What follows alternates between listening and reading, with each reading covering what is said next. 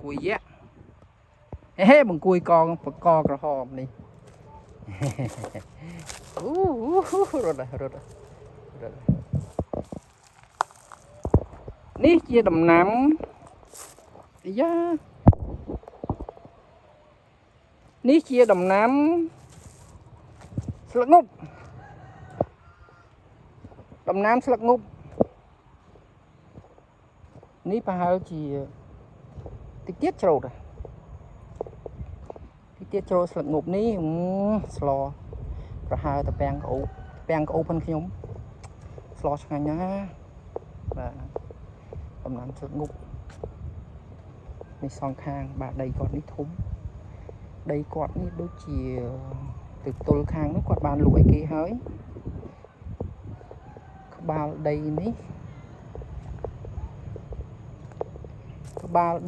ដូចជា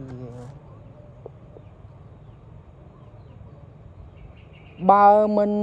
20ម៉ែត្រទេ22ម៉ែត្រខ្ញុំចង់ភ្លេចដែរបាទអញ្ចឹងខ្ញុំថតឲ្យមើលសិតតែត្រូវការទឹកនៅស្រុកនេះដកបានតែមួយផ្លែតទេដកបានតែមួយផ្លែតអូនេះជីនាងវងទៅតែច្រូតបាទល្អណាស់ដាំជីនាងវងណាច្រូតចងបាច់ថ្លឹងគីឡូច្រូតចងបាច់ថ្លឹងគីឡូបាទជីនាងវងបាទជីនាងវងយើងមកមើលជីនាងវងបាទជីនាងវងនេះម្រះព្រៅសាក់ឆាក្តៅម្រះព្រៅឆាក្តៅនេះធាតុដើមវាគឺជា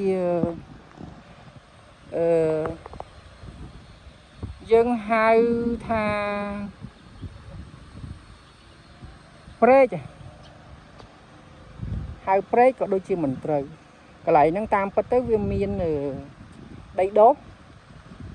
នោះដីដុះបាទខាងទលេខាងនេះខាងកើតដីដុះដល់តែដីដុះទៅដីកំណើតវាកដាលដីដុះទៅវាមានទឹកនៅកដាលហ្នឹងយើងហៅព្រែកដូចជាមិនត្រូវទេប៉ុន្តែអ្នកស្រុកទន្លេគេហៅអាដីដុះហ្នឹងគេហៅថាខ្ពូបបាទគេហៅថាខ្ពូបហ្នឹងបានន័យថាវាមានទឹកនៅរបៀបថាខ្សែទឹកទន្លេដល់តែដីវាដុះពាត់ចិត្តទៅអាទឹកហ្នឹងវានៅ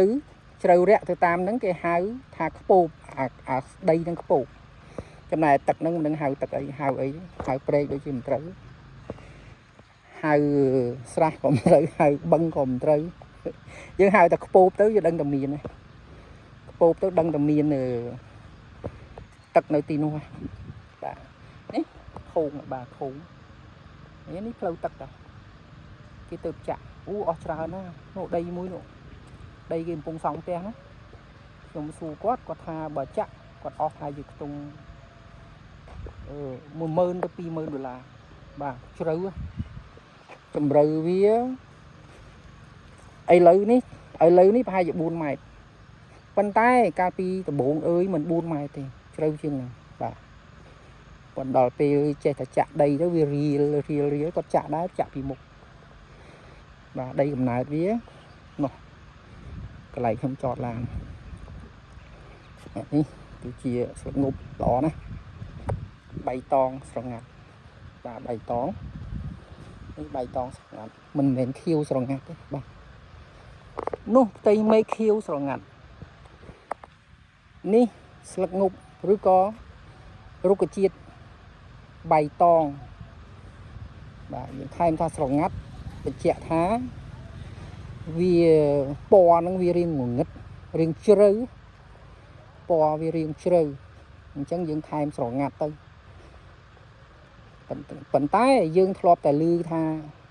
ខៀវស្រងាត់បៃតងស្រងាត់ដូចជាមិនសូវប្រើវាយ៉ាងម៉េច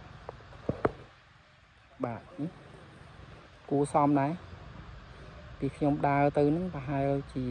70ម៉ែត្រហើយជាចន្លោះពី60ទៅ70 បាទថ្ងៃក្តៅគូសំនោះគេចាក់ដីហើយនឹងមានការកឆាយអញ្ចឹងខ្ញុំធ្វើប៉ុណ្្នឹងសិនបាទប៉ុណ្្នឹងសិននៅដំណាំស្លឹកងប់ខ្ញុំអត់ដឹងថាតើវាកើតជំងឺអ្វីខ្លះទេ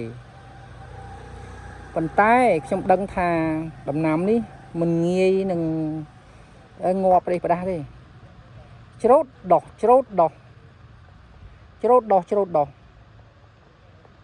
សម្លដែលឆ្ងាញ់ជាងគេគឺប្រហើជាមួយនឹងទំពាំង